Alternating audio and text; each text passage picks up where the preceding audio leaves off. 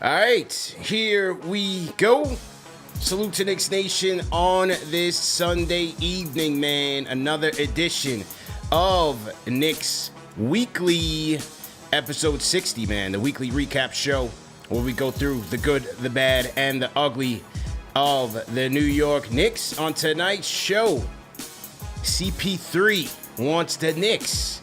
Is the feeling mutual, man? We're going to talk about that. Plus, Karl Anthony Towns. According to this Bleacher Report article, many executives expect Karl Anthony Towns to be traded within the next few weeks, which is pretty crazy to believe. And we're going to go through our top 5 moments of this Knicks season, man. So definitely lock in. Hit that thumbs up button for you boys. And let's get into it, man. Another edition of Knicks Weekly presented by KnicksFanTV.com. Alex Shoutout, CP The Fanchise on the ones and twos. Salute to everybody in the chat. Let's get it going. Let's get it going. Okay.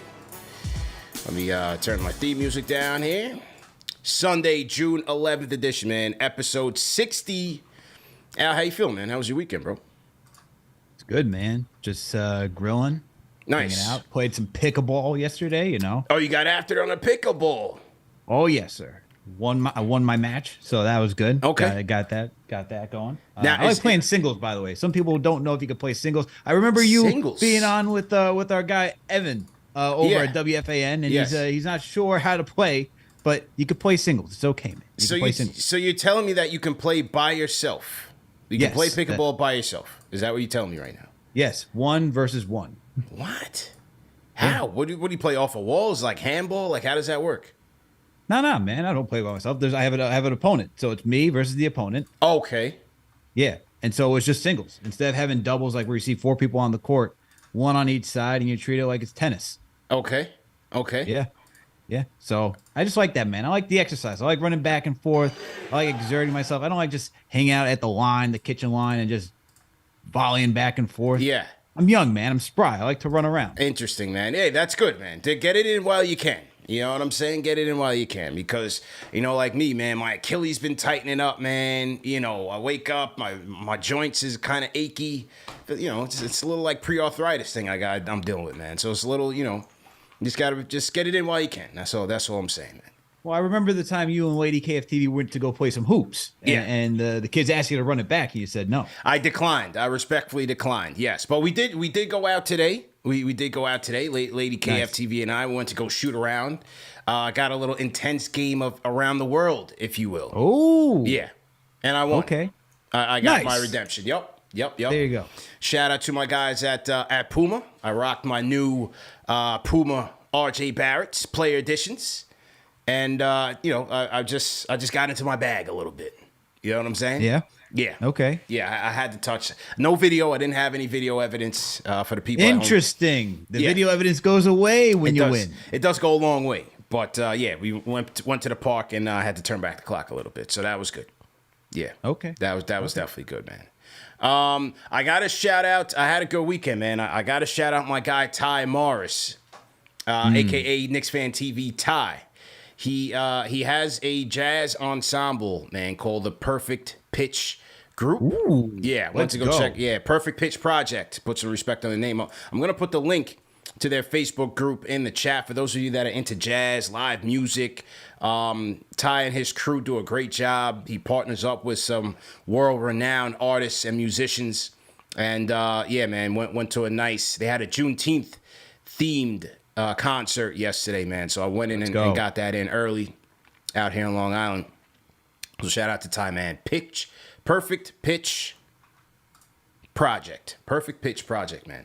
Great group, man. So if you're into jazz, you're into live music, man, definitely check them out and take a look at when they are doing their live shows because it's really good. Great event for the family and some great talented musicians in that group, man. So shout out to Ty.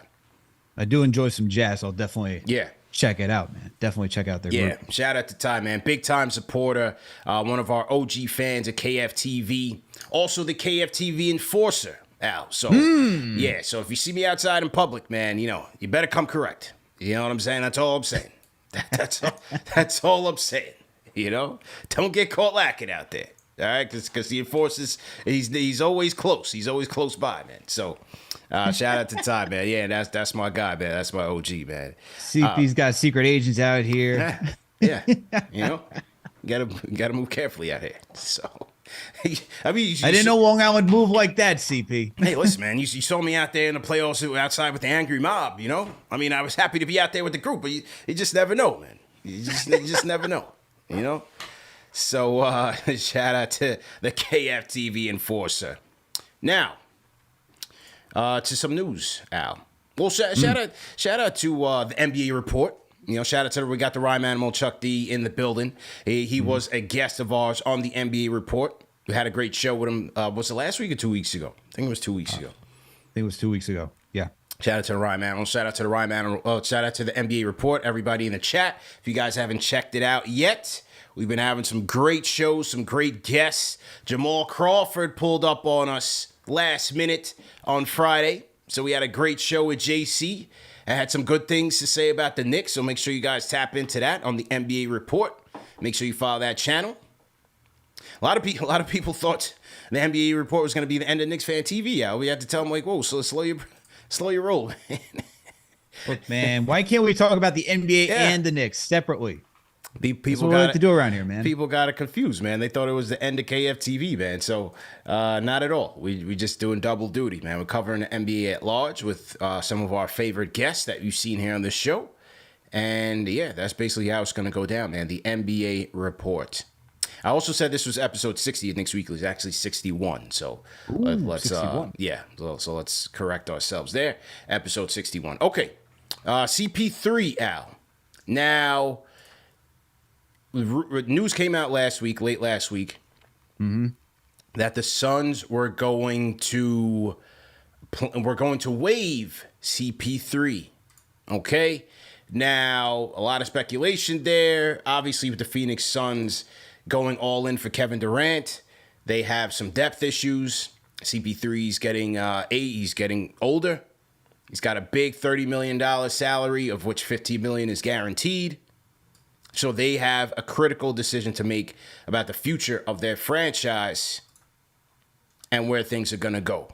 So now here was Woj on the future of CP3 and some teams that he may be interested in if he were to be waived. Here's Woj. Here he is. There are teams that would like to see if they could stack up enough contracts to take on his $30 million for this season and keep him, perhaps even flip him at the trade deadline.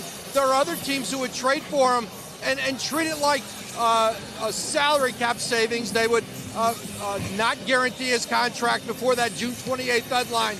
And then he would become a free agent. And Greeny, if Chris Paul is out there as a free agent this summer, look at the two teams in LA, the Clippers and Lakers, the Knicks in New York, the Golden State Warriors. Those would all be potential destinations for Chris Paul, who would then sign a deal at a much lower number than the $30 million he's guaranteed in Phoenix if he stays there past that June 28th deadline. Okay. All right. There it goes. Someone get Woj in a quiet room, man. Yeah. My guy sounds like he's under duress. Yeah. He was in Miami under duress. So that was Woj. Okay, now here was Phoenix head coach Frank Vogel on CP3. Here was Frank Vogel. Here's what he had to say. This is courtesy of the volume. Chris Mannix is showing the volume. Here's Woj. Obviously, there was a misunderstanding yesterday. We did not waive Chris, as was reported, but there's ongoing conversations about all of the options to improve the roster. You know, I personally communicated with Chris and feel strongly about the opportunity to work with him. He's someone I've just had an immense respect for over the years, not only just his game, his toughness, IQ. He's just one of the great winners our game has ever seen. You know, he's done so much for this team the last few years. So I'm really hopeful to have an opportunity to work with him this next year, and I think he can really help us get over the top. All right, so that was the new Phoenix Suns head coach, Frank Vogel, speaking on Chris Paul. So he didn't get waived yet. June 28th is the deadline to guarantee his contract, and we'll see what happens from there. The Suns, obviously, they do need a point guard. They also need depth. So as Woj was saying, They could bring him back on a lower number. They could try to trade him to a team for multiple players to make the salary match up and also get the depth that you're looking for. Mm-hmm. Or just let him walk outright. So it seems like the Suns are looking for answers. What's your take on it? Makes you wonder what would have happened if they just allowed Mikal Bridges to be who he is over in Brooklyn and not made the trade for Kevin Durant, and you still had your depth, right? Yeah. And maybe if you were able to work with Jay Crowder a little bit more and he was a little bit more understanding of the situation, could have still had some depth because Cam Johnson also missed some time too. Yep. That whole situation in Phoenix is interesting now because Sarver sold the team, obviously. New ownership. He wants to make an imprint on the team. You know, he was a big factor in trading for Kevin Durant, so he wants to see a contender. You look at Chris Paul's contract, it takes up a big percentage of what they're trying to do. You have the new cap that's going to limit teams and how many stars you can have on a team. Plus, you got DeAndre Ayton, who you have to figure out what you're going to do with him. So, Chris Paul being either waived, traded, that makes sense. I don't know if anyone wants to really trade for Chris Paul just because of the contract that he's on and his age and the injury prone. So, if anything, I could see him being waived more so than anything else. With that said, I mean, if you're just asking for the situation, that's why I think about the situation right now. Should the Knicks go after Chris Paul? No. I don't think we need to do that. I don't think we need to do that at all because I'm looking at the situation where you got Jalen Brunson, you have Emmanuel Quickley right now. Unless you trade Emmanuel Quickley, then I could see getting another veteran guard to come off the bench if Chris Paul's ready to accept that role.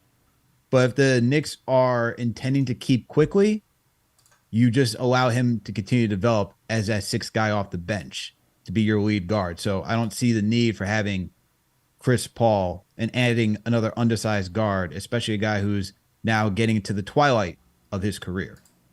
Yeah, I agree with you there, man. Look, could this be CP3 and his team using the Knicks to increase his market? Probably. We've been here before. This was the same scenario we heard before he went to the Phoenix Suns, right? He's got interest in the Knicks.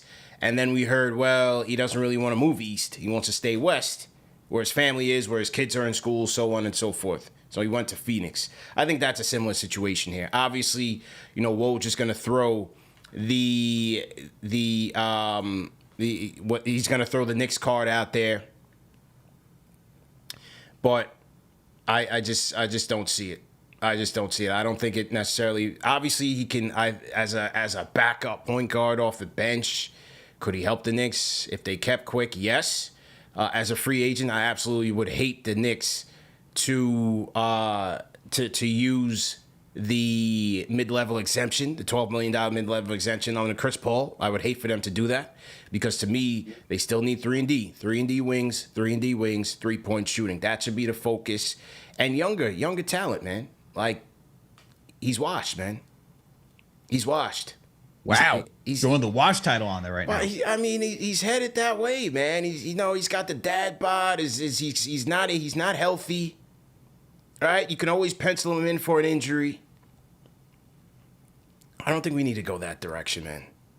We've got to get athletic. We need defense, and we need three-point shooting. Sure, we do need. I think we could use another backup point guard, but I wouldn't go that route for CP3, not via trade, and I wouldn't give him the mid-level exemption. We need that money for somebody else. Somebody in chat said Nas Reed. JJ said Nas Reed. Nas Reed. You know, then you use your vet minimums, and you try to go get a Curry, a Burks, somebody else to fill out the back end of the rotation, some capable three-point shooting. But CP3, I'm not using the small amount of money that we have to go bring him in. To me, they should spread that out and try to get, a couple of people here. You don't have to use that full non-tax mid-level exemption, right? Like you don't have to use that full 12 on one person. You can spread that around. Right. So wait. You're saying you want to bring in another backup point guard? Because I just heard you say Yeah, that. I would. Yeah, I would. Okay. Yeah, I definitely would. I'd like to bring in another backup point guard that could play alongside a Quick. But it doesn't. To me, it doesn't have to be a CP3. I don't think it has to be a CP3. Interesting. Are you saying that Quickley's going to be playing the 2 and not the starting like guard role off the bench? Like he can play both. Okay. You got 2 guards, right? It doesn't have to be a 1 point guard, 1 2 guard. Another guard, a guy that can play make, a guy that can take the ball out of Quickley's hands, a guy that can play off a Quick, vice versa. Okay. You say point guard, I'm thinking guy who's going to control the tempo. Not necessarily. Not necessarily. Right. Just say Burks, man. We all know who we're trying to talk about. I'm not saying that, man. I'm not saying that. Yeah, that's what you're saying. You know, Burks would be, last resort. Last resort. Burks would be last resort. We're gonna get into that. We're gonna get into that on our next week's show. We'll give our top 5 free agent wish list. Try to air me bad on my Burks pick, man. Come on, bro. This guy. Just say you want Burks, man. Just be honest with yourself. It's in your heart. We all know. You saying last resort? That's a bigger lie. Come on, man. Stop it. Somebody in the chat said Burks is washed. He shot 40% from 3 last year. What are we talking about, man? Bugging. And then on the flip side, according to Jake Fisher, the Phoenix Suns could be interested in Emmanuel Quickley if they lose out on CP3. Question I have is, what do they have to offer that the Knicks would even want? You know what I'm saying? If you're thinking about a potential Devin Booker trade, and you're trying to add draft picks and other stuff to that, maybe, if they're keen on Emmanuel Quickley, you could try to swing that type of negotiation. Mm-hmm. Booker CAA, right? Yeah. Yeah, you keep tabs on that one if Phoenix is truly interested in someone like Emmanuel Quickley. But if they want him now, then obviously a Booker and Quick trade wouldn't happen. And not saying it would be quick for Booker straight up or anything along that, but you throw Emmanuel Quickley in because of his contract, unless that extension is substantial, then you start making those type of negotiations, especially if Phoenix can't compete and they start to go south, which... let's be honest. That's in the cards. It's in the cards. You just blew up the depth that you had for that team. Ayton has been unhappy. We don't know if Vogel's really talking about a guy like Ayton that he wants to be anchoring his defense and the type of center, even though he is saying the right things. Yeah. But as of right now, the Phoenix Suns are in an interesting and shaky, uneven place. So we'll see how that can transpire. But if I'm the Knicks, I'm taking that note saying, you like Emmanuel Quickley? Cool. We like Devin Booker, and we may be doing business later down the road. Yeah, that's the thing for me with Quick, man. Let us know what you guys are thinking, man. 657-383-1509, or you could hit us up on the KFTV Discord, man. So to everybody in the chat, hit that thumbs up button for you boys. Knicks Weekly, episode 61, CP and Alex on the ones and twos. Only way I'm trading Quick is for a needle mover, period. That's it. Can you define what a needle mover is? A true talent. If you're gonna try to go get Embiid, you know, do I want LaVine necessarily? No, but if you're gonna get LaVine, yeah, you would trade Quick.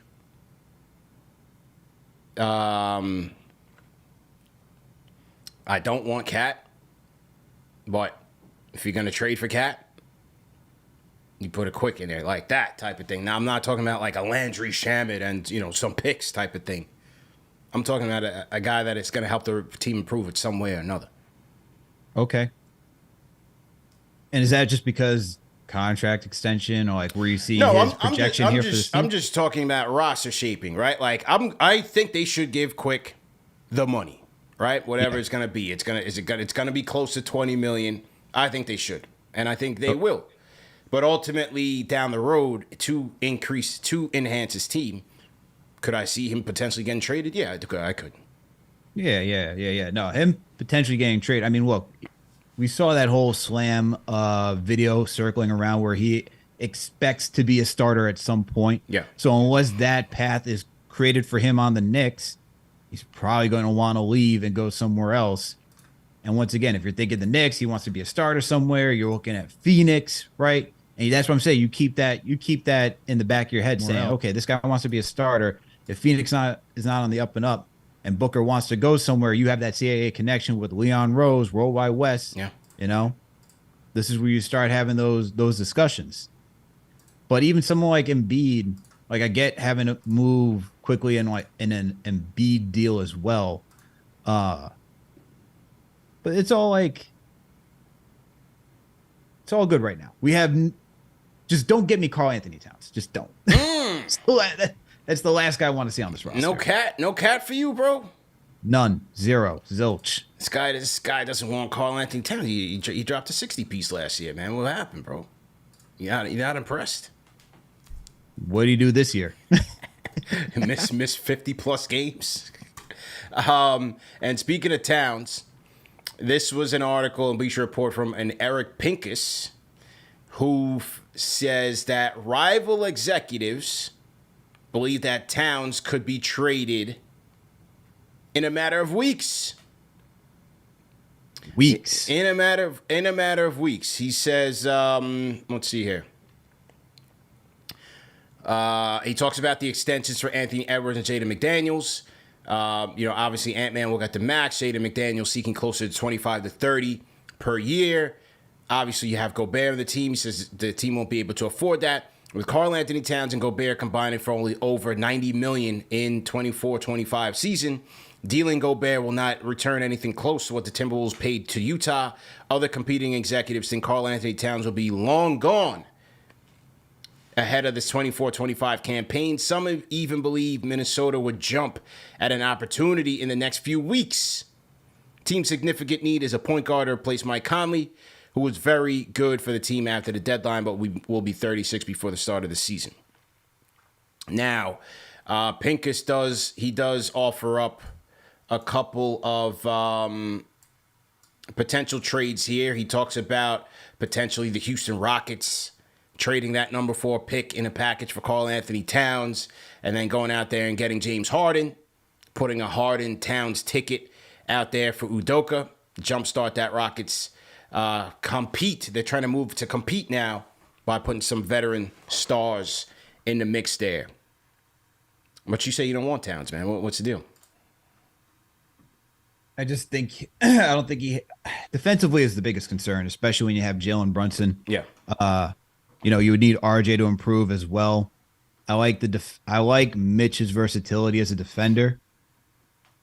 I understand Cat being a good 3-point shooter, but I also look at the contract too. If you're going to get someone who's $50 million, that means they have to be a guy who's going to really move the needle. If you get Karl Anthony Towns on that contract, he better be a legit second option that can help carry this team past the first round, past the second round. We're talking about going to the Eastern Conference Finals with a guy on that type of contract. When you look at someone like Zach LaVine, that's what you expect too with $50 million.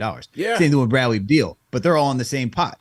They're all 3 guys that, good offensive talents, haven't really moved the needle much for either one of their teams. So if the contract was less, I'd be willing to take that risk, but because it's $50 million with the new CBA coming around, I'm good, man. I'm good on that type of experiment. Yeah, that's a no for me, man. Look, it's not to say that Cat's not talented. Number one, if I'm paying $50 million for a guy, he better be healthy. That's one thing, right? The guy missed 50 plus games last year. So the durability is certainly a concern. The defensive issues is a concern. And it starts there, man. It definitely starts there. Look, I know the West was tough. Some people thought, they gave the Nuggets some tough games. But I just don't see it. I don't see it with him, man. Offensively, I understand what he could bring to this team. But I wouldn't do it. Yeah, it'd be good floor spacing. I understand that. But you would then need a solid defender. If I'm going to get Cat, I would want someone like Bam playing the 4. A versatile defender who you can, move Karl Anthony Towns around the court to utilize his offense. Because, for a big his size, he's good at driving. He's good at 3-point shooting. in today's NBA, where it's either what everyone calls a layup line or a 3-point shot, he's really good at that. I'd like to see him get a little mid range to really be a 3-level threat. But if you're asking that out of talents, he can do that. But defensively, if you had it on this team, if you had someone like Brunson, RJ, Randall, and Cat, Knicks would have to be scoring 130 points to be winning games. Right. That and that therein lies the problem. Therein lies the problem, bro. So we'll see what happens. I don't think they trade Cat in a number of weeks. I don't think so. For one, they just traded for Gobert.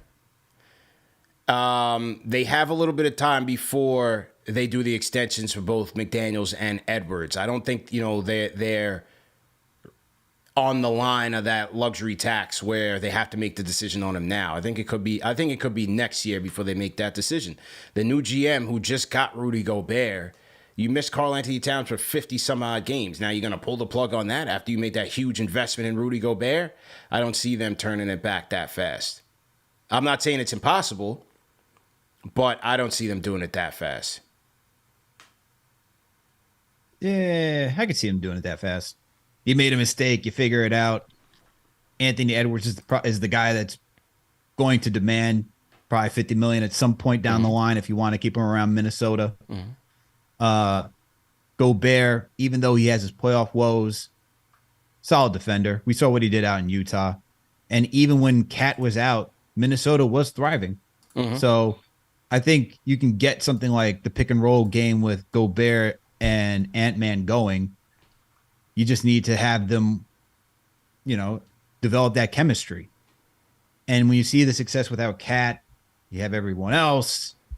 I don't know, man. And with the new CBA, once again, where you could be essentially in cap hell if you have guys who are making that type of money, both of them, I could see why they would want to trade Cat right now. I guess who would Portland make that move? I think for Cat, to me, that's the top destination, I would think. Because I think that's the guy, right? Like if you want to if you want to say we're trying to compete right now, Dame Lillard's still out there, maybe you trade Anthony Simons to go get Cat. Yeah. You include him in that deal. That makes more sense to me. Yeah, to me, that would be the number one target landing spot for me for Cat. I think that would be it. And I feel like there's not a lot of pressure out there. Yeah. You just had some losing seasons. You get some competitiveness out in Portland, small market. Dame. I feel like that's the move. Yeah. Especially if it's so hard to get free agents out there, you make a trade for that guy. And you can experience some sort of competitive nature in Portland that you've been lacking the last couple of years. True story, man. True story. So to everybody in the chat, once again, hit that thumbs up button for you boys. Call us up, man, 657-383-1509, or hit us up on the KFTV Discord. People saying the stream is lagging. I'm trying to figure out what the issue is right now.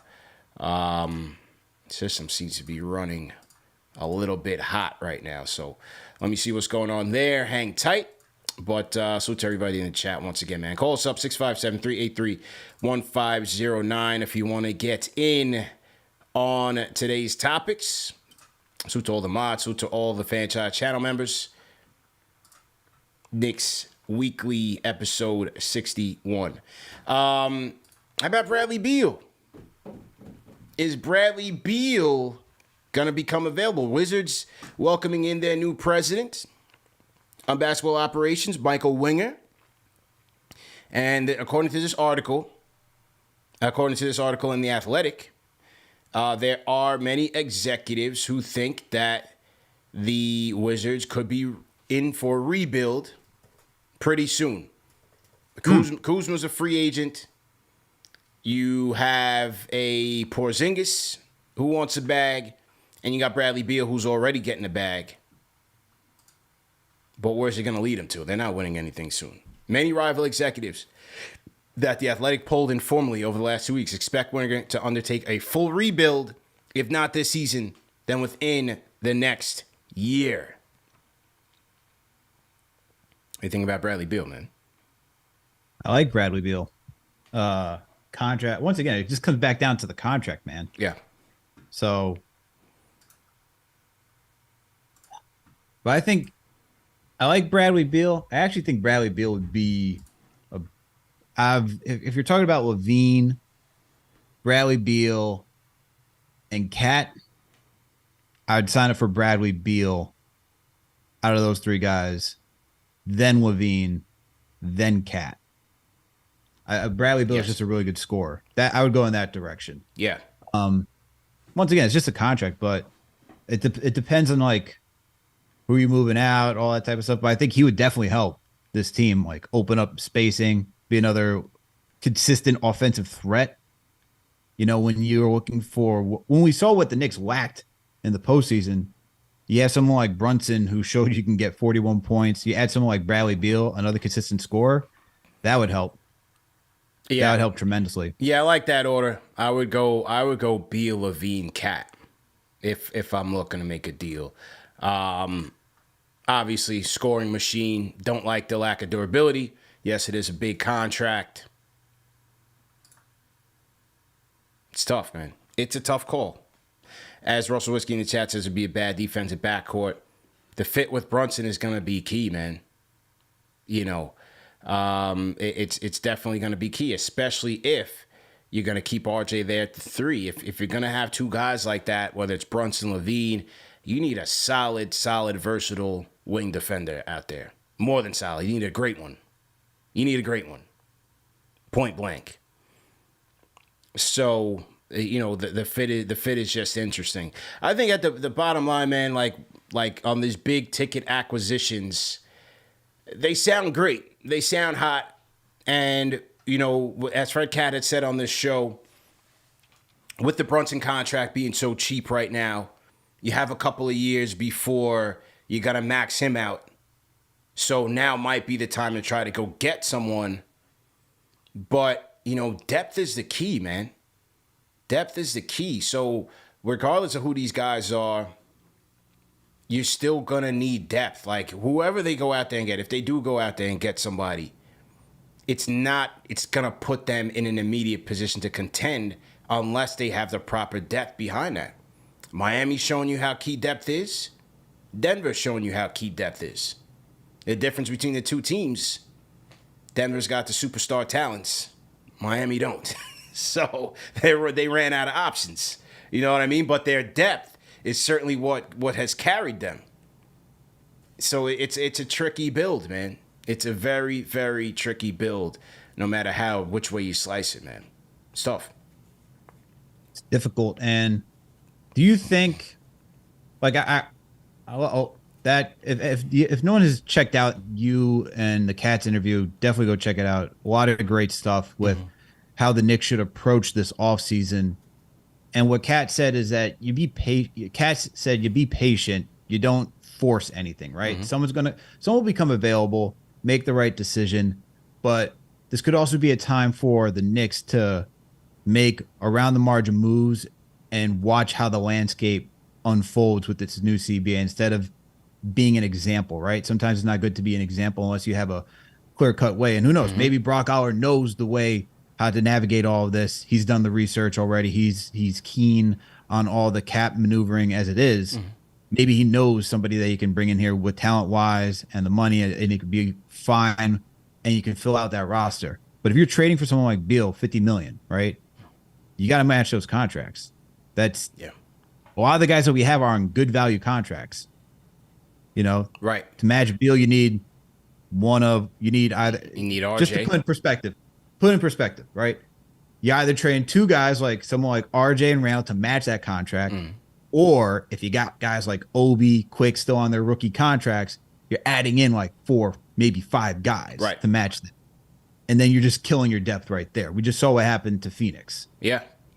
So that's why these guys. That's why I'm like, when you see the names Cat, Levine, Beal, like, I have nothing against them as players. It's just a contract and what you're giving up to go get those guys, right? Because you're not going to be able to compete in the playoffs at all. If one of those guys goes down, it's all over. You're cooked. You're absolutely cooked. But that's why, to me, you know, you look at a team like Miami, they're in a good spot because if they went out there and say you try to go get a Dame, they could go get Dame, trade Hero, some picks, Lowry for a contract, maybe something else, but you could still potentially have Strus, Vincent, maybe even Martin because he's still making $6 million a year, Jimmy, Bam. So they're in a good spot. And that's where coaching and player development plays a big role. It plays a very big role because at this stage in the game, they had 3 guys contributing who are still on very, very minimal contracts.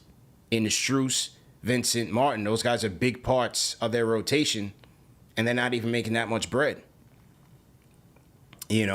So it's like for the Knicks, to me, they just need to just try to keep improving the team, as you said, on the margins. I think they should go out there and try to go get a draft pick in the first round.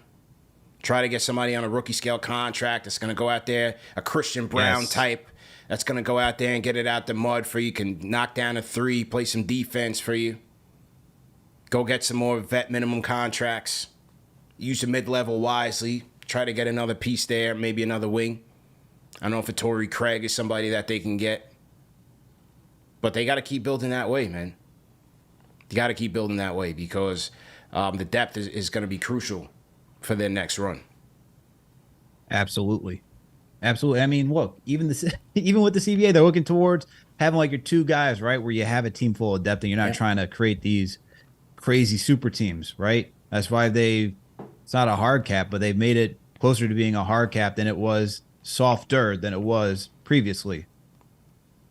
I think the thing that I'd like to see the Knicks do is what you just said, though. I want to see them trade into the first round, I should say, because they don't have a pick, and get somebody on a good rookie scale contract.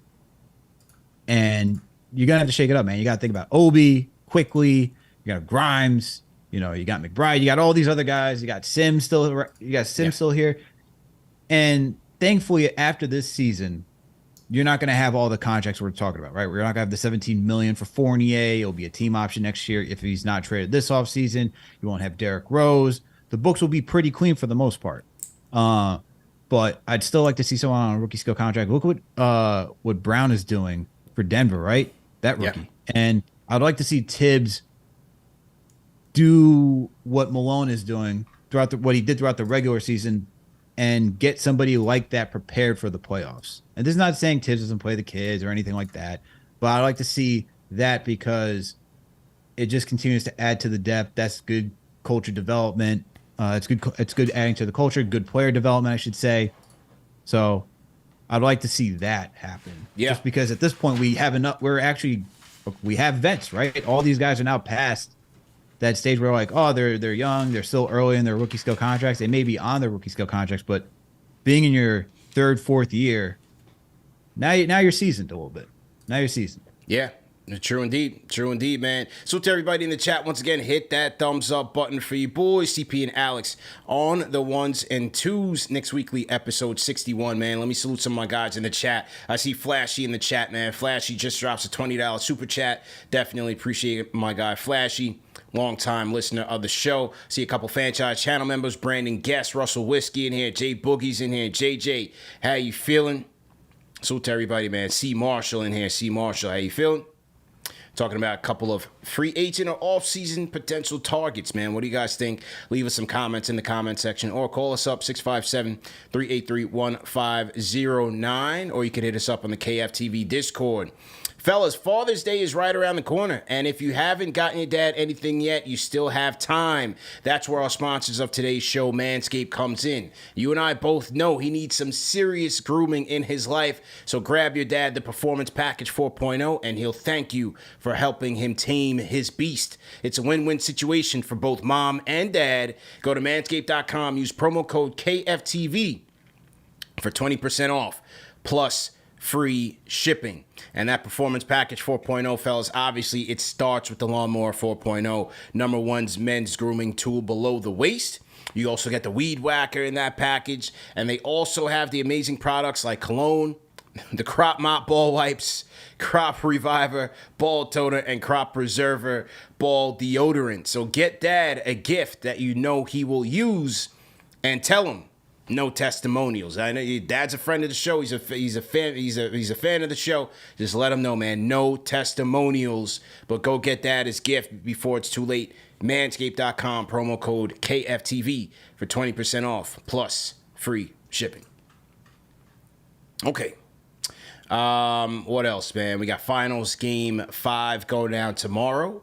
We'll be live on the NBA report tomorrow as well, getting some pregame in. I'm going to try to get John Kozinski, who covers the Timberwolves for The Athletic. We'll do a little bit more deep dive on Karl-Anthony Towns. Also talk about Naz Reid, man. Naz Reid, a name a lot of Knicks fans are looking at as far as free agency is concerned. And when you look at what the Timberwolves have on store in terms of who they need to pay, could Naz Reid be a casualty of this, right? Only made $1.6 million this year. Could he be a guy that shakes loose because they have to pay Ant-Man and Jaden McDaniels, already paying Gobert and Towns over $90 million? Could he be a guy? We'll see, man. We'll try to talk to John tomorrow. I'm about to send him an email after this. Yeah, we'll see, man. We'll see where Naz Reid ends up. All these guys want to get paid at some point. Yeah. Absolutely, man. Who else we got in the chat here? I think I did see another super chat that came through. Salute to everybody in the chat. Pete Cruz, Fanchise channel member. Salute to Pete Cruz. Welcome to the Fanchise channel memberships, man. We definitely appreciate your loyalty and support. If you guys are new in the chat, man, leave us a hashtag new. We'll shout you guys out as well. And absolutely, man, great show. We got 800 people in here so far. Also, Hold This L super chat says, who would you guys rather have, Cam Johnson or Josh Hart? Well, for the three-point shooting, obviously Cam Johnson, but you know he's going to be a restricted free agent that the Knicks can't afford. However, Josh Hart, Al, he did come out on the Taylor Rooks podcast and he talked about that he'll likely opt out of his deal, which we expected. Josh Hart has a current contract in which he will likely opt out of. Become a free agent, but all signs point to him staying with the Knicks. This is a relationship that has fostered well over the regular season. Obviously, that's Jalen Brunson's right-hand man. Josh Hart finding a home here. And, 16 to 18 is the range, man. I think that's what you can expect for Josh Hart. What do you think about bringing him back at that number? I think it's a good number to bring him back at. For what he offers his team. Defense. I like his efficiency. Ability to attack out in transition. I think he's a good player to have, man. You need somebody like that, especially for a guy like Tibbs, who there are coaches who can figure out how to fit a player into their system and utilize their strengths. Tibbs is more of the guy that's like, I have a certain way. I need this player to fit that certain way. And that's really who Josh Hart is, and even with the question we receive, would you rather have Cam Johnson or Josh Hart? If it was a different coach, I'd probably say Cam Johnson. But because this is Tibbs, I'm going to go Josh Hart just because I know how Tibbs likes to run his team. But Josh Hart, I'm happy with him, man. I'm happy with what he's done, what he's shown for the Knicks. You hope that he can show that. I know the 50% shooting on low volume is absurd. I'm not expecting 50% throughout the entire year, but yeah, I'd like to see him up that volume to like 4 and shoot league average at least, which he's shown he can do in the past. But I think he's been a good signing. I'd like to see what he did this season and just more efficient three-point shooting next year over a course of 82 games. Yeah. Look, as Father Peace in the chat said, they gave up a first-round pick for Josh Hart. There's no way they're letting him walk. They're not letting him go. They're not letting him walk. They're not letting him walk. If it wasn't for Josh Hart, the Knicks don't make it to where they are. That's just point blank. Brunson set the tone. I thought Hart was a finisher. It's just like the Knicks run 2 years ago. Julius set the tone. Rose was a finishing piece to getting in that 4 seed. To me, this was a similar circumstance. As soon as he got here, they took off. He brought toughness. He enhanced their defense. getting them out in transition, the rebounding reputation that he came in with right off the bat, got to it. That helped their defense. That helped them offensively get second chance points. They were even better at that point. When he first got here, he shot the ball a lot better from three, which is good. It was a good 3-point shooter. Obviously, in the playoffs, that changed. But I don't want his playoff performance to cast a bad perspective on what he can do for this team. Yes. You get what I'm saying? Yeah, I get what you're saying. Because I still think he covers a lot of holes for them. And yes, it gets tricky offensively depending on who you have him out there with. To me, the proper role for him is going to be off the bench. Him and Quick. Him, Quick, Obi. Let that be your 1, 2, 3 punch off of the bench if Obi and Quick are here next year. You got to use him in the right way. And obviously, if you need him to close in certain situations, he's more than capable of doing so. I think his role is fine. Yeah, I think his role is fine. And I see people wondering, like, how much, like they hear the number, and I know we still have to adjust for what the salary cap, like these crazy numbers for NBA players. But the cap is going to be $134 million next season. Cap goes up. That's the projection, right? For his salary, for making $18 million, that's only 7% of the cap.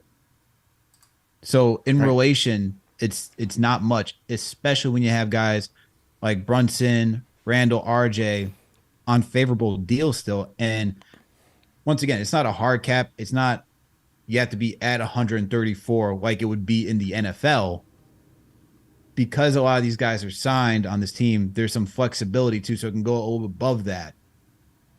So for what Josh Hart would be making, it's not bad at all. And I put this into consideration. Who would you rather have on 18 million? 17 to 18 million. Would you rather have Evan Fournier or Josh Hart? Right. That's your question right there. And Fournier is not going to be. He's technically still on the books for next season, but after that, think about Hart replacing Fournier. Right. With that money. Yeah. I mean, I think the people looking at it like, 18 mil will be crazy. You got to look at it in relation to what the new cap numbers are going to be, what percentage of the salary cap that is going to be, and look at his comps. I mean, Norman Powell making 18 mil. It's a good player. Norman Powell, good player. Duncan Robinson, 18. Fournier, 18. Keldon Johnson. Sabonis this year's making 18. Obviously, that's going to go up. Joe Harris making 18.7. Tim Hardaway Jr., 18.7. Eric Gordon, 18.8. Colin Sexton, 17. Spencer Dinwiddie, 18. OG, 18, but that will change. He's going to get a big payday, I think, somewhere. Clint Capella, 18. Derek White, 17.5. Jonathan Isaac, the guy's not even playing, can't even play, 17. Bogdan Bogdanovic, 17. Lou Dort, 16.5. So, I mean, Herter, 16. So, I mean, I think this is within range. I think it's within range. It's a pay raise in relation to the cap numbers. Yes, Norman Powell is making that 18, but that was a deal that he got 2 years ago. Right. He'd probably be making 20 now or a little bit more. Correct. So DM saying Norman Powell's way better than Josh Hart. Yes. However, this is the deal that he got like 2 years ago. It's similar to the whole Fred VanVleet contract and Jalen Brunson contract, in my opinion. You think about what Fred VanVleet make, like 80, 90, somewhere between there. That was 2 years ago. Brunson made the similar contract 2 years later. Yeah. In my opinion. So, and most of the guys that you named, I would take Josh Hart over Tim Hardaway Jr. Yeah. For the impact that we saw that he had on this team, you talked about Bogey, talk about Herter. Like, I like Herter too. I would still take Josh Hart for his defensive versatility, his ability to attack and transition. So for this team, right? For this team, I like Herter. But with all those names, I'm not saying Hart's better than Herter, but I'm saying with all those names, they're all in the same pot where it's like they all have one really good skill set that you can rely on, but they're a solid role player. That's it. Yeah. That's it, man. So I'm fine with the number. I think they will get him there. And And that'll be that. We'll see what they pay Quick. I think Quick will get closer to 20. And look, we'll see. You know, these are still these still become tradable contracts down the road. I believe that. And you're gonna need salaries to trade if you're not gonna trade Brunson. Do you trade Julius? Maybe he's part of that. Do you trade RJ? Maybe he's part of that. But you know, you're still gonna need other guys to match salaries if you go out there and get a big piece of the puzzle. Or else, like you said, now you're going to be partnering with several young guys, several draft picks on top of your salary guys. So, yeah, if I'm getting someone $50 million, you better be taking me to a championship. yeah. That is it, man. So to everybody in the chat, once again, hit that thumbs up button for your boys. Knicks Weekly, episode 61, live and direct. Let's get to the phones. Area code 201. What's your name? Where are you calling in from? Hey, what's up, man? Yeah, what's up? Who's this? I'm Albert from Jersey City. Albert from Jersey City. What's good? What's up, man? Hey, I had a quick question. Yeah. Not a quick question, but I was just hearing I actually watched some video. Just, the guy, the Lakers Nation, what's his name? I forgot that white dude. I don't know. Just KnicksFanTV, man. We don't know about them. The dude said the Lakers want to trade the 17th pick and Malik Beasley for our center, Mitchell Robinson. Did you do that? I didn't hear that. The number 17 pick. Appreciate the call. Number 17 pick and Malik Beasley for Mitch. Did you hear that? I did not hear. Wait, I'm going to research that right now. Malik Beasley? Yeah. Malik Beasley, 17th pick. I didn't hear that.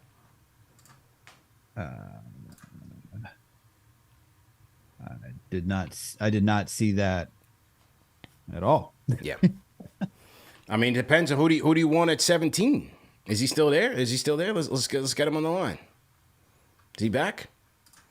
Albert, who you want at 17? Nah, I'm saying, I was asking you guys, what would you think about that? Because I know we have Mitchell Robinson on a great contract. Yeah. I'm not giving up.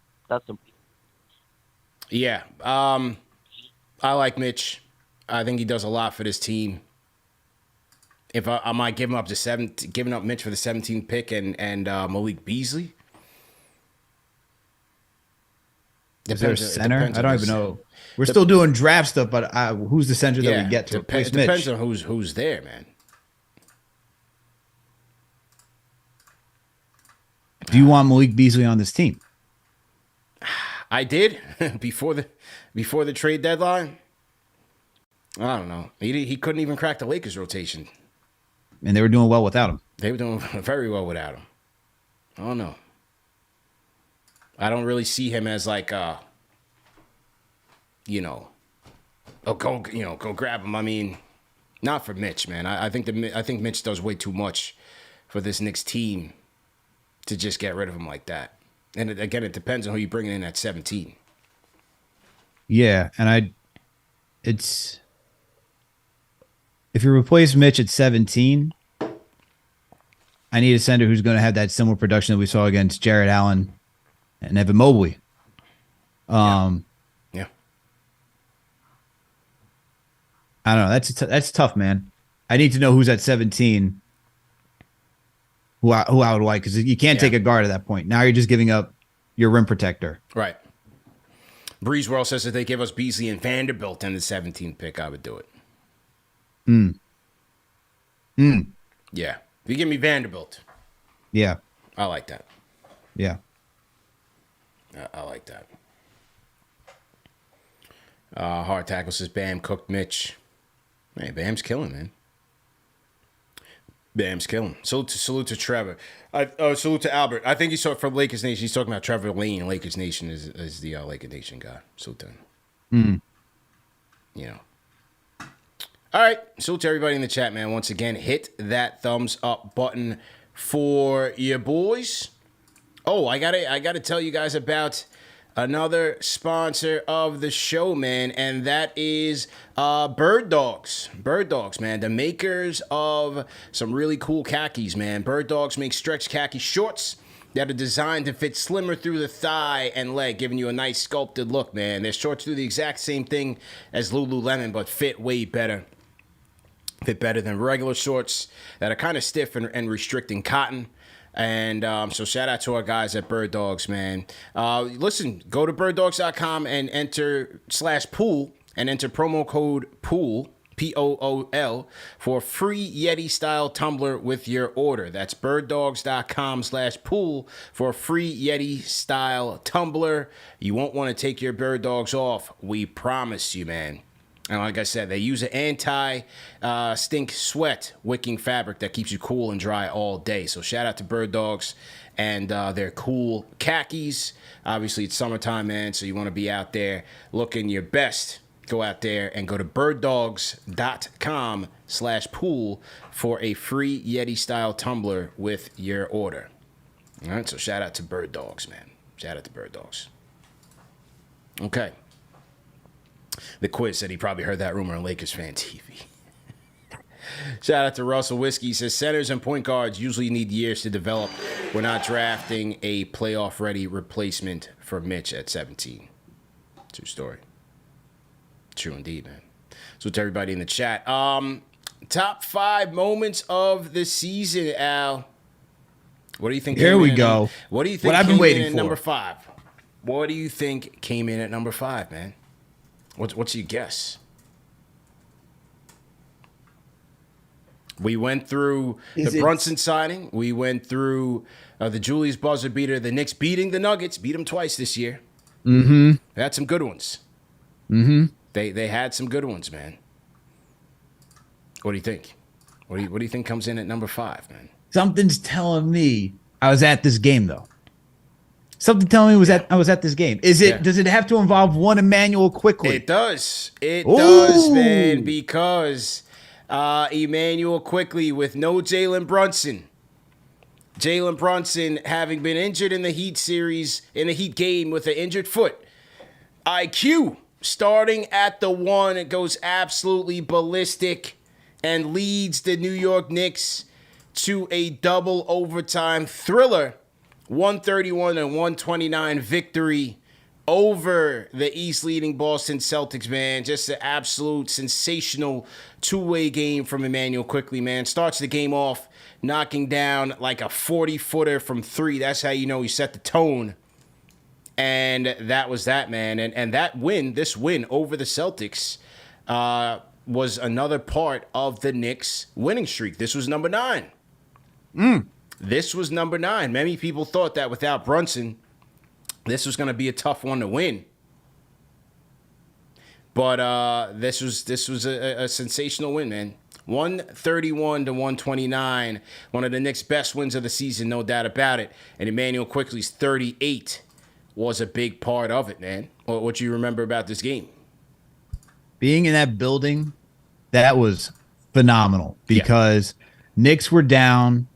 It was just pressure. If you were a Knicks fan in that building, you just felt the pressure. You felt the Celtics fans just wanted to, just the showboat in your face that this team's going to finally get redemption after losing the first time in Boston to the Knicks in overtime. Now you get a double OT game. This game was just phenomenal by Quickley, man. The way he was just putting on a clinic. He did anything that he wanted, whether it was shooting threes, driving, floaters. His defense was there. He had some crucial steals in this game, too. Quickley put on full display why he was in consideration for 6th man of the year with this type of performance. Yeah. And, you wish you had this obviously in the playoffs, but to see where he started to as a rookie to now, this game showed how much work he put in the offseason, the development of this team, the culture that you have. Gritty performance by Emmanuel Quickley, man. Just a phenomenal 38 points. 38 points, man. 38 points. IQ puts on a show. And it was after this game where his stock as the NBA 6th man of the year rose to the top, man. After this game, IQ became the odds-on favorite. He didn't win it, but became the odds-on favorite to win the NBA 6th man of the year. Didn't get there. Obviously, could have had a better playoff performance by his standards for sure. But this was a good regular season win, man. Getting the Knicks to their number 9 victory. You had some solid showings from Julius Randle. RJ Barrett hit a timely 3 down the stretch. But it was time and time again, just when you thought this team was cooked. After it went into overtime, you're like, damn, they don't have nothing left. IQ came through again. Double overtime, he comes through again. So it was big, man. Big game. Through the entire overtime experience, right, for Emmanuel Quickley, he led the Knicks in, let me just pulling up the stats right here. All OT. He made 4 of 8 in overtime. Shot 50% from the field. Got you 9 points when the next guy with the most amount of points was Josh Hart with 5. He was so critical in overtime, man. But the funny part of this game, though, funny part of this game is hearing the Boston fans behind me wonder where this guy came from.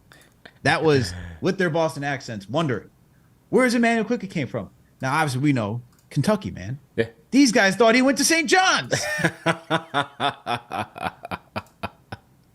You can't make it up, man.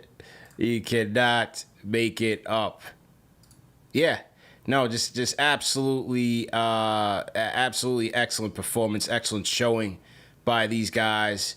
And, just gritty. And for Quickley, maybe this was one that gets him the bag. Maybe this was one that gets him the bag.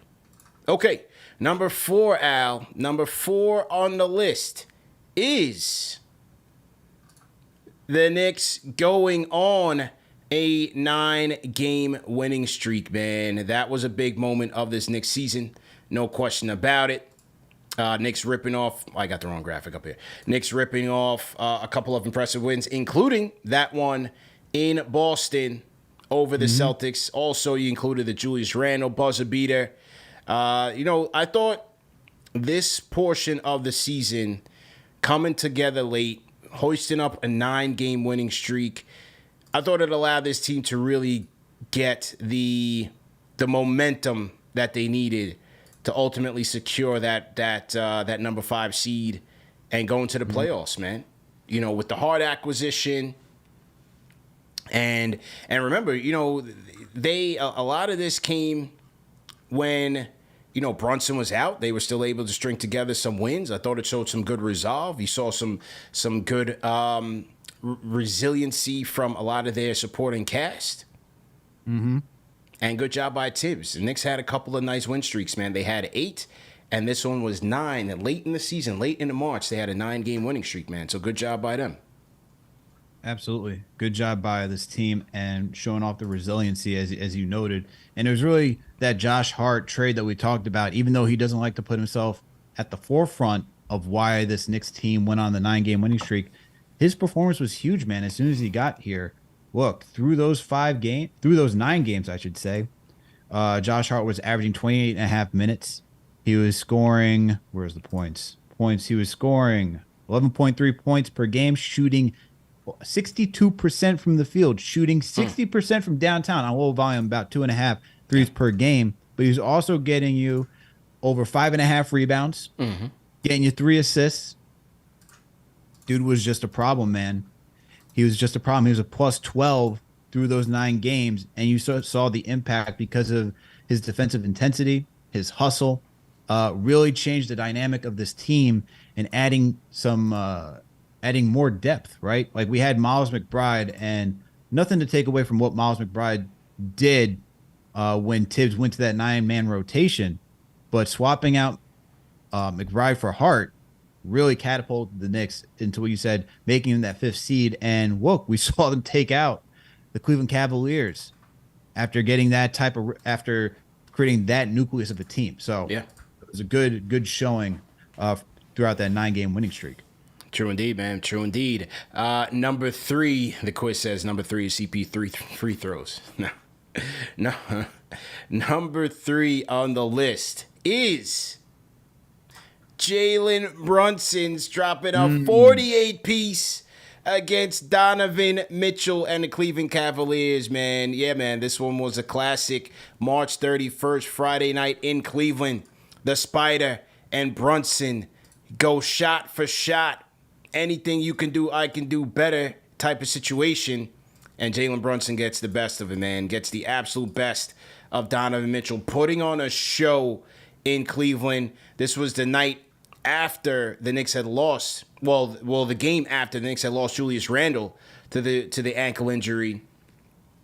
So Jalen Brunson had to come in here and really put the team on his back after he was coming back from the foot injury and things of that nature. So just an absolute elite offensive performance, offensive showing by Jalen Brunson, man. A stellar 48-point performance to lead the Knicks to a 130-116 victory over the Cleveland Cavaliers, and really sending a message, Alan, setting a tone. Said to Spida, hey, listen, if we see each other in the playoffs, y'all better buckle up. Y'all better buckle up. That's a fact. Look, in the first quarter, Cleveland was leading the game 47-42, right? And Donovan Mitchell had 23 points in that first quarter. Yeah. But not too far behind, 21 points for Jalen Brunson. And he would just go on to show you in the playoffs why Jalen Brunson is him. Excellent performance, 48 points. I mean, he just showed it just shows why he was snubbed from everything this season. He should have been an all-star, should have been all-NBA. This guy is truly a talent. The Knicks have him on a steal of a contract. That performance gives you confidence. It just keeps adding on to what he did throughout the season, right? We talked about that Chicago Bulls game where he broke Caruso's ankles. This game really said, you think you're a superstar, Donovan Mitchell? I'm a superstar too. I can keep up with you. And he proved it, man. Yeah. This guy still put up over 40 points in a game 6. So this game was just not only a testament to Brunson battling through injuries, his grit, his intelligence, high-level thinking of the game, but just that you can consistently rely on him to be bigger than what you expect from a player when the lights are the brightest. True indeed, man. Well said. Coming in at number 2. What do you guys think in the chat? Number 2 is. What do you guys think in the chat? STM said, build around Brunson. Build around Brunson, man. What do you guys think is number 2? Number 2 is... Oh, I'm trying to get my thing right. Late this season, might have taken some of those number games 2 off. is the Knicks clinching a playoff spot, man, for the first time in 2 years. The Knicks clinching this playoff spot with just taking a everything win over the I've learned Wizards, and trying man. to invite him to 118-109. Knicks getting it done, man. And, you know, look, it was a tumultuous year for these guys. Started off behind the 8 ball. Lost a couple of tough ones, had some embarrassing losses. But they got it together. They got an 8-game winning streak together. They turn off the game. drives the runners up, backs it in. Been a focus and a strength of theirs Sure. all season long that they've been People able in the to chat are let saying go the of game nerves. Game audio. It's Robinson out to Brunson. Brunson at 3. It's good. Oh, it is. Okay. All right. That was my fault, people. That was absolutely my fault. Okay. So, once again, coming in at number 2, man, the Knicks clinch a spot in the playoffs with a 118-109 win over the Wizards, man. April 2nd, rather, of 2023. Clinching for the first time in 2 years. And clinching that 5 seed, man. Big. I thought that was big. Given where the team was, the slow start, Tibbs thinking his job might be on the line, depending on who you believe, if you believe those reports. You know, the Hart acquisition, what Brunson had been, the Randall All-Star appearance, Quickley season, it all came together, and these guys were able to clinch a number 5 seed in the playoffs, man. I thought there was a big moment for them this season. Number 2 on our list. Absolutely, and it was done in a convincing fashion where, look, I jumped out the window multiple times this season.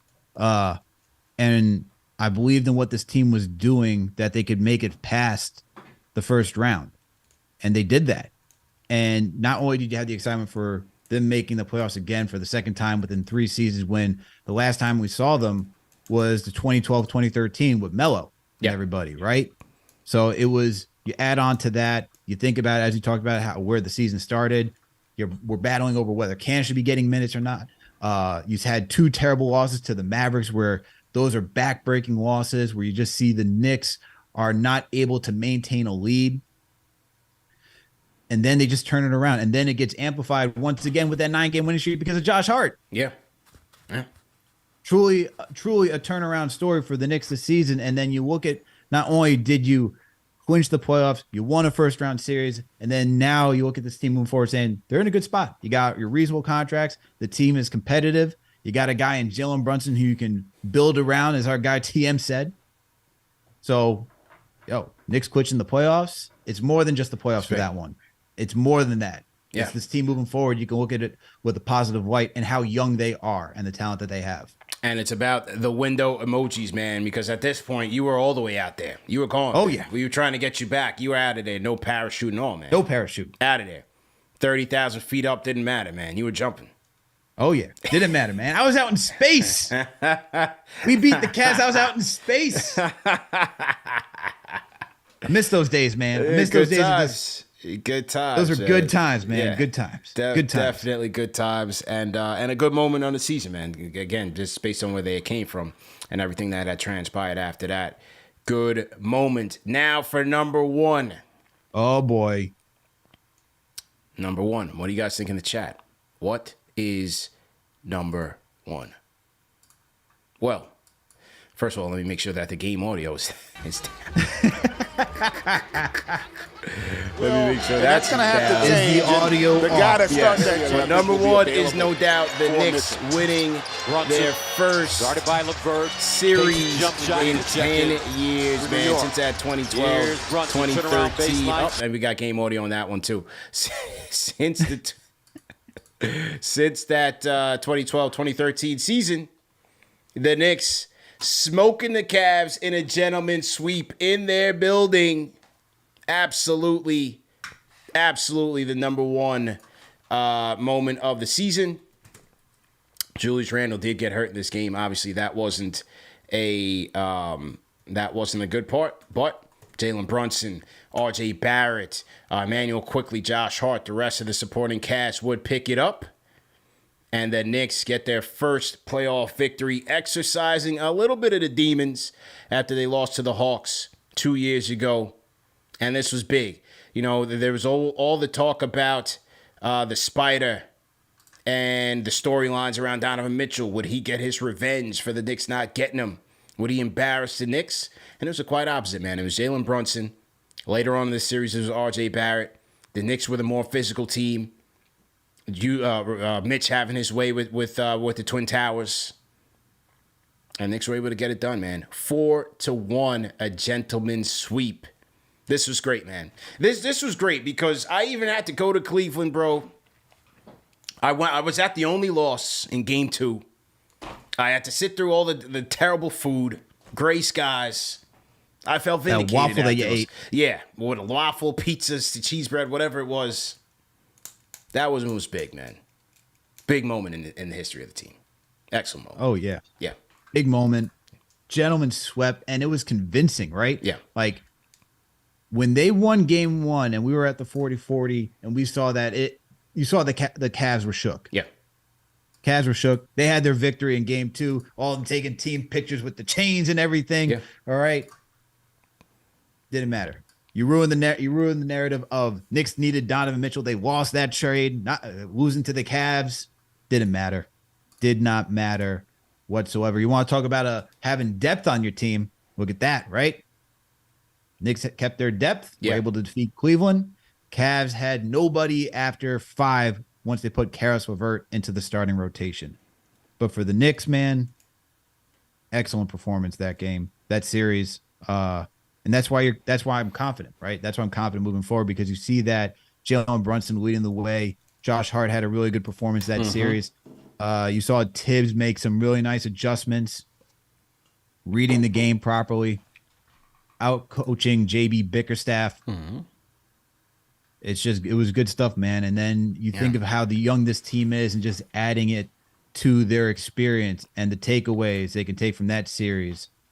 It's good stuff, man. It's a good learning experience. Obviously, we wish it could have gone further, defeat Miami, but you need losses in life to know how to come back and bounce back stronger. So, and look, if Miami's not showing you how important depth is, being disciplined, coming back, adding more to your game. Because don't think Gabe Vincent, Max Strus, and Caleb Martin did add more to their game to be more impactful this year.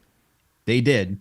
So seeing their success should be a bar, an example, whatever you want to call it for the Knicks moving forward. But defeating the Cavs, man, jumping into space. Let's go. Jumping into space. MSG was rocking, man. I was in the building. And that was a good thing. Yeah. It was a great thing, man. I was in the building for games 3 and 4. MSG was absolutely on fire. The energy was there. Donovan Mitchell talked about it, how loud it was in that building. The fans came to show up, parade outside after every win. It was a great time. And, after the letdown in game 2, which, you expected the Cavs to give their best effort, and they outclassed the Knicks in game 2. After that, nobody came through in game 3 and 4, got the dub, and game 5 wasn't even a contest, man. Absolutely blitzed them. And like you said, Bickerstaff ran out of options very, very fast. Cavs are going to be looking for a wing in this offseason to move their team forward. But just a nice victory for the Knicks. And, look, second round, it wasn't meant to be. But overall, an outstanding series. And you broke the curse. Which one? As TM said, you broke the CP curse where you 10 games and they all lose. No, man. You finally attend some games. They win. Thank you for this, man. We appreciate your service. The curse a bit over. Look, man, I went to the Denver game. That was a Saturday game. We beat the Nuggets. But it's really over, CP. World champion Nuggets. I was there. That was a big game. I brought luck to that game. Look, man, sometimes we see flukes, but the fact that the Knicks were able to do it and win a series in the playoffs, now it's truly broken. It's truly broken. That was. Because I did go. What games did I go to? I went to the Chicago game this year.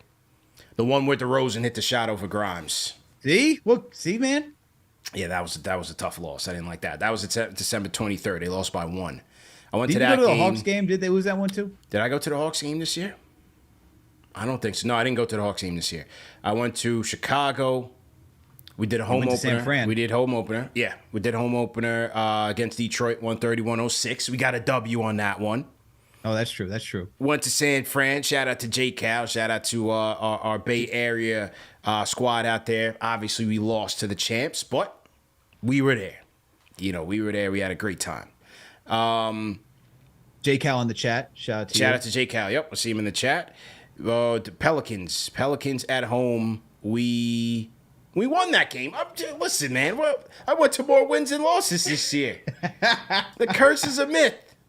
Okay. I went to Pelicans. We blew the doors off them. What was the score of that game? 128-106. That was a rout. Denver. Yeah. 116-110 over the champs. So what's your record then from attending all these games? This year? Yeah. Let's see. Home opener, Detroit, that's a dub. I did, I'm sure I'm missing a game in between here. I'm looking. Golden State, that was a loss. Okay? So there we go. 1-1. No, I didn't do Detroit again. I didn't do Cleveland, Atlanta at home. I didn't do those. The Chicago game, that was a loss. Okay? So 1-2. Then I did the Lakers game. I saw LeBron. I was trying to go see LeBron make history and stuff. That was a loss. That was 1-3. Lakers game was a loss. My bad, people. Then New Orleans win 2-3. Then I didn't do a Charlotte game, I don't think.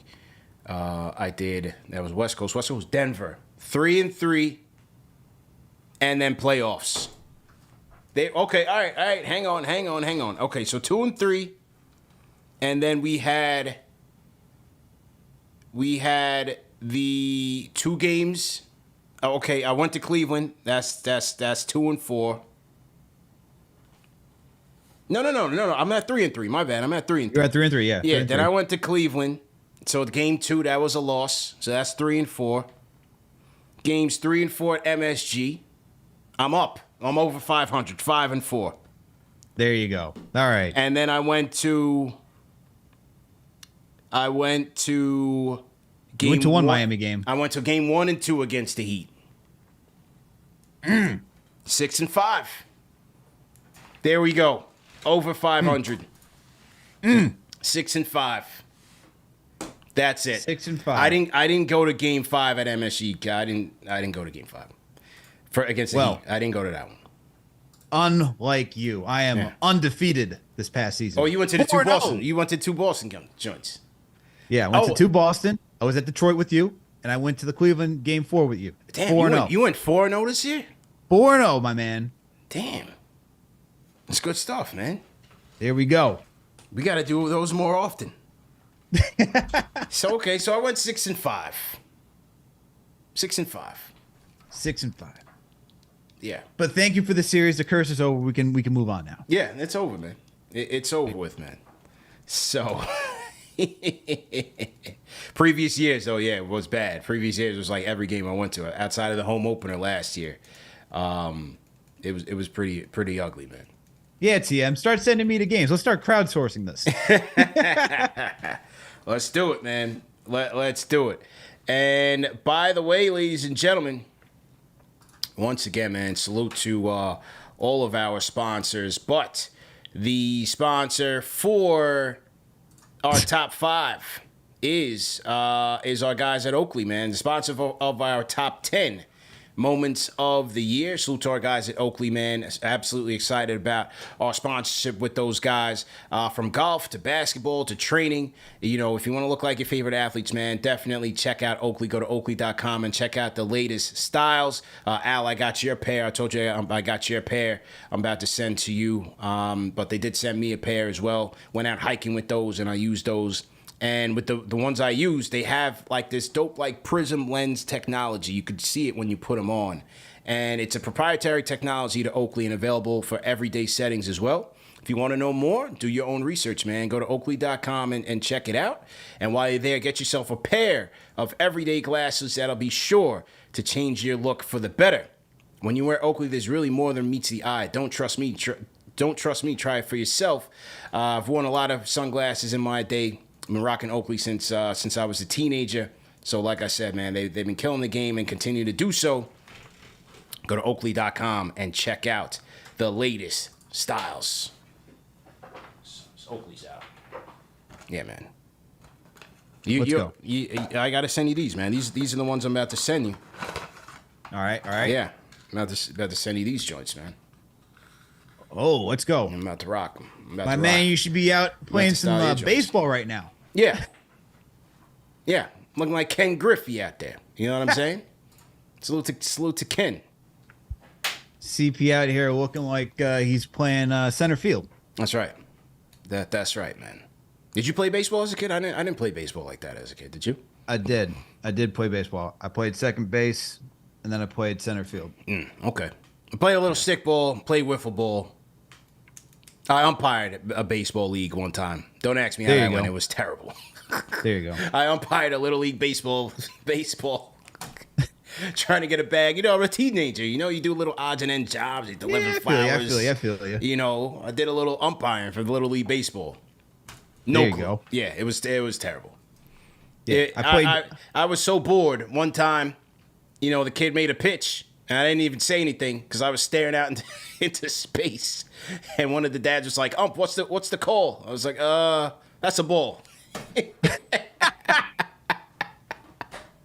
Oh, man. Yeah, I played Little League 1 year. Yeah. My pops was the coach. He loved baseball. Okay. And the parents hated him because he was all about winning. Winning at all costs, man. That was my pops. Yeah. Dude asked me, what's the call on that? I was like, and this is like summertime now. So I'm like, you know, I'm teenage. I'm trying to get out, you know, hit the streets. Just trying to get this money, baseball, man. Get up out of there. Take a long time, man. Yeah. Yeah. B-ball in chats at CP looking like Lindsey Vaughn. Cool Mo D, good one. Hard tackle. Salute. Salute. Sponsored by Slim Jim. They say I'm looking like the Macho Man today. Rest in peace to the Macho Man. Oh, yeah. Macho Man Randy That was my guy. Savage. Iron Sheik passed away, man. That was before your time, though, Al. That was way before your time, man. You didn't know about the Sheik like that, man. It's all good. He was a legend. Yeah. I just remember Sting. Yeah. Oh, Sting was my guy. We can't go down that rabbit hole. We'll be here for another half hour, tops. But Sting was my guy. Wasn't the biggest wrestling guy. Yeah. But Sting was every time he came down from the rafters. He was the illest. Sting was the illest, man. J. Cal says, am I coming to Tahoe this year to learn to ski? I don't know, man. I feel like I'm getting to that point, man. Like, can I do the skiing thing at this age and afford the injuries? You know what I'm saying? Yeah. I've never skied in my life. Yeah, I feel like the injuries will count a lot more, if you know what I mean. Yeah. Is it too I broke late? my leg back in college. Skiing? No, playing rugby. Okay. I broke my leg playing rugby. I broke my tib and fib. Yeah. And I had to take the bus to class because I was in a wheelchair. And the bus driver's like, oh, my daughter broke her leg skiing. And I was like, I'll never do that then because this sucks. Yeah. Yeah. J. Cal, if we got the snowmobiles out there, let me know. I'll definitely jump in a snowmobile and get it cracking. That's one of the things I wanted to do, man. I actually want to go out to Denver and go check it out. Maybe a little Tahoe. Yeah, me and the Knicks chick were talking about going to Vancouver, but we're doing that in the summertime, not in the wintertime. So, yeah, snowmobiling, man. You know what I mean? Yeah. That's definitely on the list. I'm just laughing because TM says you think that I'm like a 30-year-old Gen Z child. Who you? TM said that. Yeah, that's what I'm telling you, man.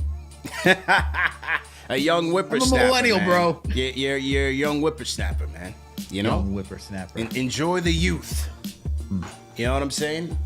I remember the days of Atari CP. Enjoy the youth, man. Yesterday, man, I told you I went out early yesterday to the jazz concert. Shout out my guy Ty. Went out early. Did a little early dinner. That's how you know you're getting old. We did dinner at like 4. Ooh, an early dinner. Yeah, like grandparent style. Like whoa. What time was dinner? Like 4:30, bro. Oh my God. It was like 4:30. Jeez. Now the plan was to get dinner later, but this is what happened. See, this is what I'm telling you. I'm getting old. I went to the thing, went to dinner, came home. I was catching up on Succession. Couple glasses of whiskey later, the TV's watching me, man. I'm knocked out at 10:30, man. I missed my UFC fights I wanted to watch. I missed my boxing fights I wanted to watch. That's what happens, man. Yeah. It's to the point now I gotta catch up on my shows during the daytime. If I watch a movie and stuff at nighttime, I'm sleeping. I'll get you a life alert maybe for your birthday. Don't worry. Yeah. I'm telling you, man. Sometimes those early days are good, man. You go out there in the day. You don't gotta do the 2 a.m., 4 a.m. joints. You know? I used to do that back in the day. Used to be a night owl, you know? To get after it into the wee hours in the morning. Now you can do your daytime entertainment. You sleep by 11, you get your 8 hours, wake up 7, 8, ready for the day. Yeah. And skimming the chats has got to watch all shows twice. Absolutely. That's why we started weekly early, so I can go catch up on the episodes of Succession that I completely missed last night. Because I was literally in and out of sleep. In and out. Oh, man. Yeah. Well, you know you're starting to get older when you start passing out playing video games. Well, no, I haven't been there yet. But, I haven't really got on the game yet. Yeah, my man said I need a life alert. I've fallen and I can't get up. Yeah, that was a classic commercial, man. Classic. Have you fallen? And they be doing like the most obscure things, like grabbing the remote. And you're like, oh, just falling on the ground. Yeah, or man. grabbing the pasta and it just everything's all over the place. Absolutely. You thought it was like the scene from Naked Gun. Yeah. Absolutely, man. Shout out to our guys at Oakley once again. Go to Oakley.com. Check out the latest and greatest.